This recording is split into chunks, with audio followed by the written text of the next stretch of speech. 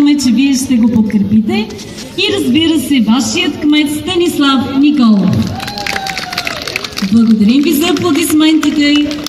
И сега, разбира се, искам да дам думата на госпожа Вяра Церовска, кмет на община Перник и шеф на предизборния щаб. Тя дойде специално днес тук при вас. Здравейте, приятели! Много пъти идвам тук, защото обичам Трън, обичам Трънския край и най-много обичам хората, с които мога да си говоря, една голяма част от които са ми приятели. Тук идвам не само заради хубавия край, не само заради прекрасния град.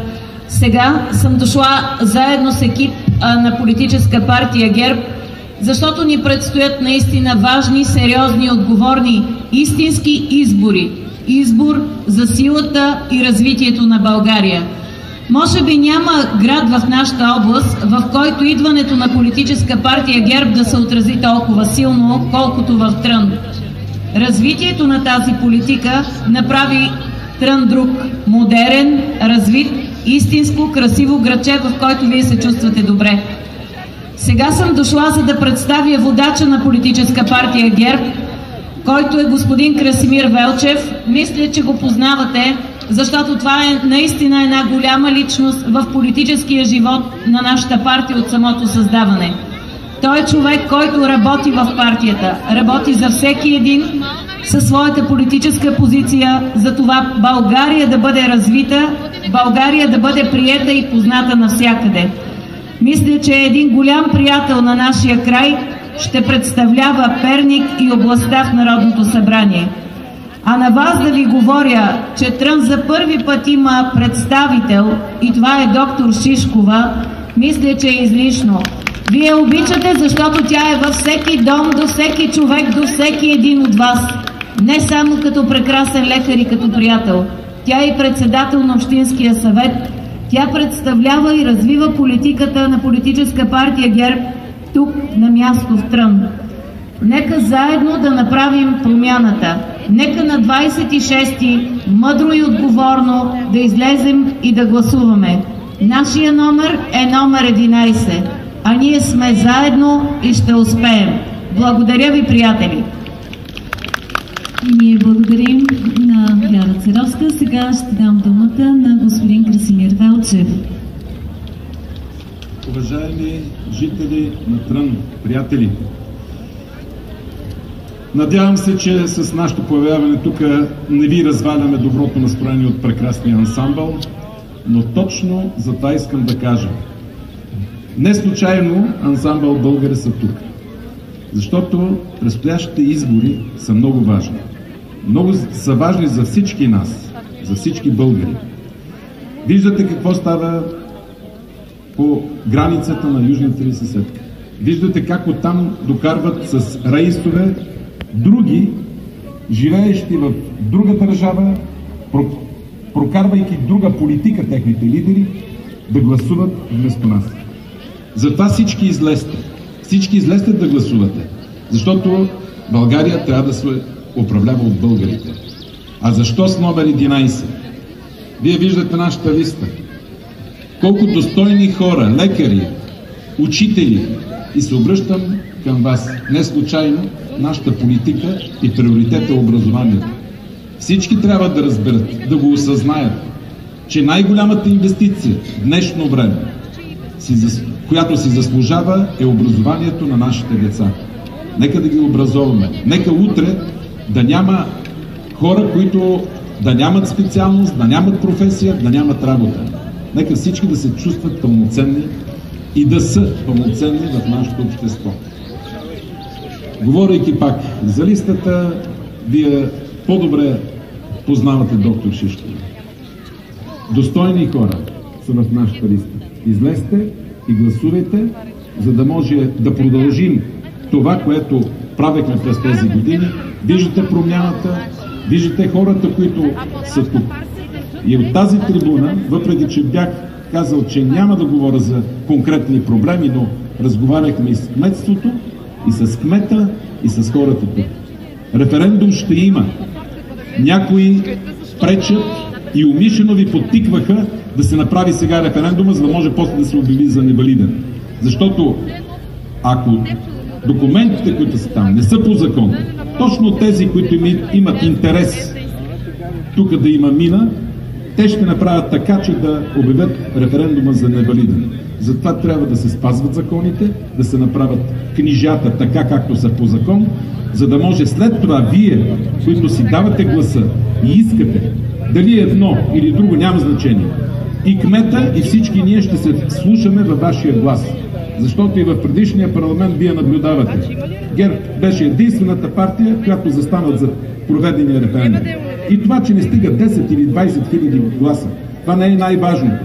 Ние трябва да умееме, ние, които участваме в управлението на тази държава, трябва да умееме да чуваме, да слушаме гласа на хората. Това е най-важното. Аз смятам, че ще се проведе, сигурен съм, че ще се проведе този референдум. И бъдете сигурни, че каквото и да е това решение на вашия референдум, вашия глас ще бъде закон за нас. Благодаря ви и се надявам, че ще отидете всички да гласувате. Благодаря. И ние благодарим, господин Велчев. А сега давам думата на доктор Шишкова.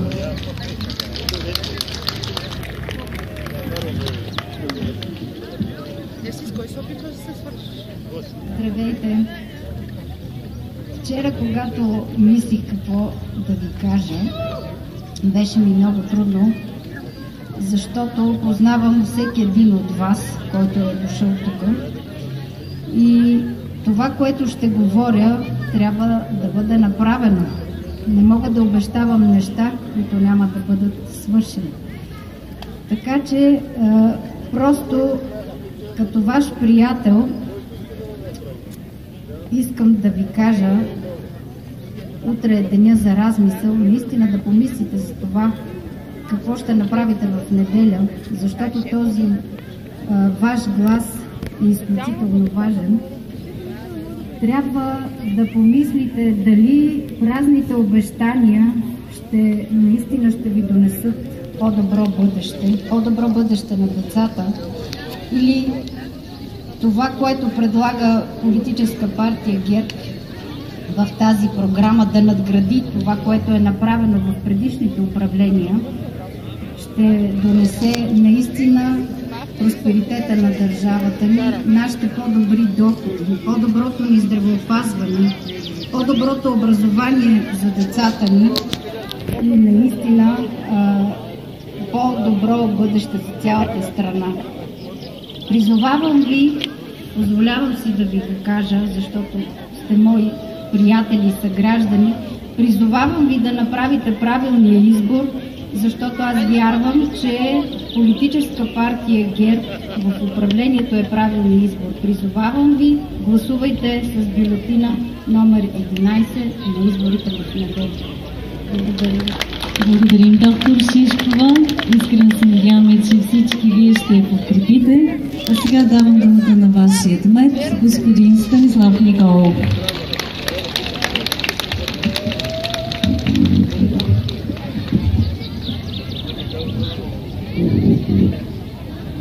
Здравейте всички! Благодаря ви до тук за подкрепата, която имахме от вас.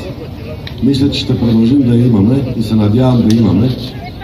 Господин Велчев гарантира наистина това, което засегнахме, защото една от важните теми преди изборите в Трън стана важна и темата за референдума. Наистина ще има. Той е прецедент, защото в цялата държава няма успял референдум. Наистина и ние не знаехме всичко. И затова го отложихме за малко по-късно, да се случи, не да харчим парите на общината, а да се случи така, че наистина той да стане и вие да кажете вашето желание, да има ли мина или да няма мина. Понеже много спекулирате с моето отношение към това нещо, и аз ви казвам, най-елементарно ще ви обясня. С какво се занимавам аз? С земеделие. Може ли един земеделец, който произвежда картофи, иска да има мина? Нали утре ще кажат, имаш уран в картофите и какво случва с моите картофи? Моите деца няма стават миньори, а ще продължат, надявам се, моето дело. Така че и вие и ние трябва да се борим, да си кажете мнението съм длъжен и след което се съобразя с вашето мнение. Не е важно моето ви го казах и мисля много ясно чухте. С какво се занимавам? Каква беше идеята на община Трън? Да направим една туристическа дестинация. Бориме ли се за това? Да. Направихме ли площада, направихме ли центъра, направихме ли пътища, нови асфалти по селата, направихме ли екопътека, информационен център, т.е. това е идеята на общината, зелена община. Другото, което може да се случи, ще го правят дали е вярно, че може също да се направи референдум за зелена община. И ако се случи това нещо, хората кажат да, тогава пък в никакъв случай не може да се случи, примерно да има мина на територията на общината. Така че се боря, но първо искам да се случи този референдум, сигурен, че ще се случи. Вие трябва да излезете да гласувате всички, а не да не гласувате и после да обвиняваме друг. Разберете, че тази тема е много важна и трябва да гласувате. Ще изпипаме документите, ще го направим както трябва. И в този момент вече, като си кажете вашето мнение, ще решим, ще има ли мина, няма да има мина. Но това ще кажете вие, жителите на община Трън. Не от София, не от вестниците, не от списанията, не от платените журналисти и така нататък. Ще го кажете вие, гражданите на община Трън. Така че аз съобразя с вашето мнение. Въпреки че аз съм против, поради факта, че занимавам с земеделие. Но аз пак ви казвам, съобразя с вашето мнение, а вашата задача е, като направим документа както трябва да направим референдума, вие да излезете да гласувате. А от 2007 помните си, предполагам, общината какво състояние беше. Знаете сега, защото наистина имаме малко къса памет, забравяме какво е било, какво се е случило. Ще продължа, ако аз съм да работя за туристическа община, да има туризъм. Има една идея, знаете, много отдавна имам да се отвори КПП Банкя Петачинци, за което също трябва да гласувате за политическа партия ГЕРБ, защото от коя партия е кмета, от тази трябва да и властта, за да може да помага, защото едно туристическо КПП да се случи, ще отвориме Петачинци, Погановския манастир и тогава наистина ще има късти за гости, селски туризми и ще има поминък за много от вас и то наистина поминък чрез туризъм. Така че много е важно гласуването. За първи път имаме, както споменаха, доктор Шишкова, кандидат-депутат от Трън. Трън не е имал до сега кандидат-депутат. Тоест, забравете всички партии, забравете лични отношения, представете си, ако имате един депутат от Трън, вие ще имате по всеко време допир до парламента и ще казвате вашите болки и вашите желания, програми ли да има, образованието ли да се оправя, работни места ли да се отварят или КПП да се отварят туристическо, т.е. пак вашите желания. Другото, което ще ви кажа много важно. Тези избори в неделя ще бъдат и моите избори. Бех си поставил 50%. Поставям 60% победа за партия ГЕРБ в Трън, сравнимо с всички други останали партии. Ако нямаме 60%, ще го приема вече, точно това ще премъри моите сили. Ако нямаме 60% минимум на изборите за политическа партия ГЕРБ, сравнимо с други партии, този път ще подам оставка, но няма да се върна. Това ви го обещавам и ще го изпълня. Така че внимавайте как гласувате, гласувайте както желаете, както мислите за добре. Ако искате да продължаваме напред, гласувайте с номер 11, преференциално номер 5 за доктор Шишкова. Ако не искате, изберете нов кмет и работете по друг начин. Аз толкова мога. Благодаря ви, лек ден, уважавам ви, обичам и ще ви помагам колкото мога. Аплодисменти, моля за вашият кмет, господин Николов. Нека сега с вашите аплодисменти да изпратим и част от силният отбор на ГЕРБ и да им пожелаем огромен успех, над 60% в Трън. Аз ви пожелавам с номер 11 в неделя на 26 за по-добро бъдеще на децата в Трън, на всички вас, на цяла България. И сега отново с вас ансамбъл Българен. Няма да ви гледам.